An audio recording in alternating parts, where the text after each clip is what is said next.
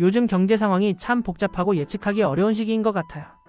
특히 기업을 운영하거나 관련된 일을 하시는 분들이라면 어디서부터 일어설지 고민이 깊어질 수밖에 없죠. 최근 다양한 뉴스에서도 기업 워크아웃, 법정관리, 기업회생 같은 단어가 자주 언급되고 있는데 무슨 일인지 궁금하셨을 분들도 많을 겁니다. 이 글에서는 기업이 많이 어려운 상황에서 선택할 수 있는 워크아웃과 법정관리 같은 제도에 대해 자세히 알아보려고 해요. 기업 운영에 관심 있는 분들이나 관련된 문제로 고민 중인 분들에게 꼭 필요한 정보일 거니까 끝까지 읽어보세요. 복잡한 용어나 어려운 법률 지식 없이 쉽게 정리해드릴게요. 그럼 이제 같이 자세히 알아보도록 할까요? 1. 기업이 선택할 수 있는 마지막 돌파구.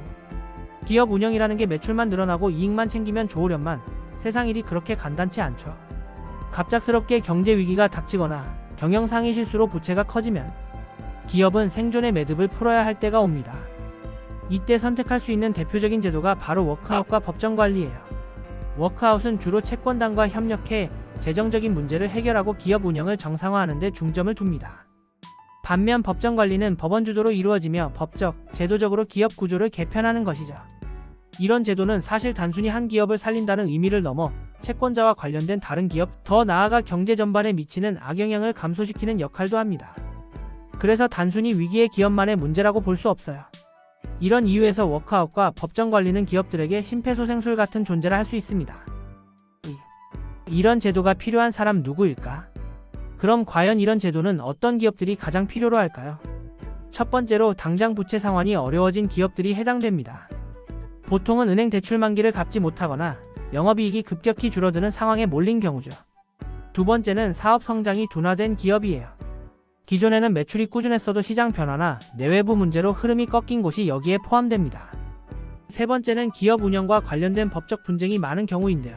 채권자들이 돈을 돌려받기 위해 민사소송을 걸거나 형사책임까지 묻는 상황이라면 더욱 그렇습니다.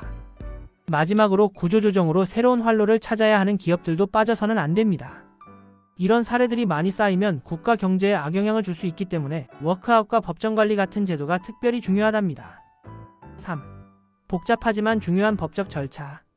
워크아웃과 법정관리라고 해서 단순히 빚을 탕감받는 건 아니에요. 워크아웃은 주로 은행을 비롯한 채권단이 나서서 기업의 운영과 재정, 건전성을 회복시키도록 돕는 부분에서 시작해요. 과정에서는 대출 만기 연장, 이자율 조정, 채무 감면 등이 이루어질 수 있어요. 법정관리는 기업이 스스로 법원에 신청해야 진행되며 법원이 관리인을 지정해서 기업의 자산 운영, 채권자 간 조정, 회생 계획 등을 세웁니다. 단계마다 채권 신고서를 제출하거나 재무 상황 검토를 거치고 이해관계자들 간 협의도 거치죠. 한번 시작하면 수년이 걸리는 일이라 시간이 오래 걸릴 수 있지만 회사 부채가 높은 이상 이를 두고 보기만 할 수는 없죠.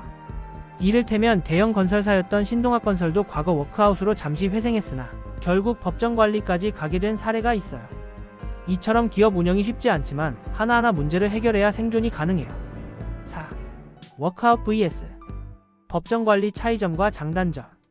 두 제도는 분명 같은 목적을 가지고 있습니다. 기업 살리기. 하지만 그 과정과 방식이 살짝 달라요. 워크아웃은 금융기관이 중심이 되어 진행하기 때문에 비교적 절차가 간단하고 시간이 짧은 편이에요. 장점은 빠른 회생이 가능하다는 거지만 문제는 채권단의 협조가 없으면 진행이 어렵다는 점입니다. 반면 법정관리는 법원의 강제력이 있기 때문에 채권자 간 합의가 있어도 없어도 진행할 수 있는 장점이 있죠.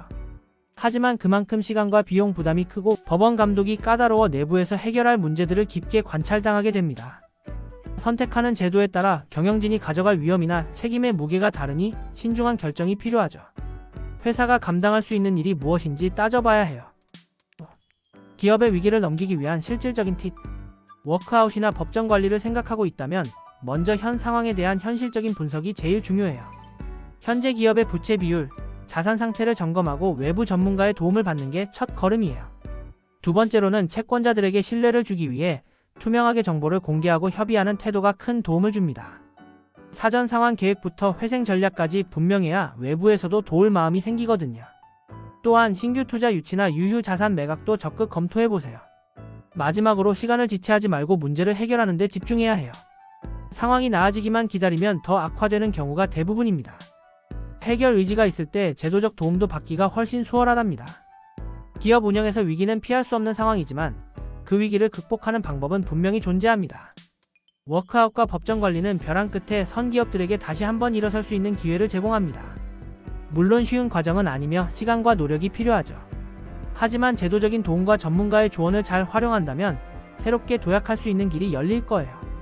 끝까지 포기하지 않고 해결 의지를 가지고 돌파구를 찾아가는 것이 무엇보다 중요합니다. 여러분이 이 글에서 기업 운영에 도움이 될 만한 정보를 얻으셨기를 바라며 더 나은 길을 찾기 위한 노력을 응원합니다.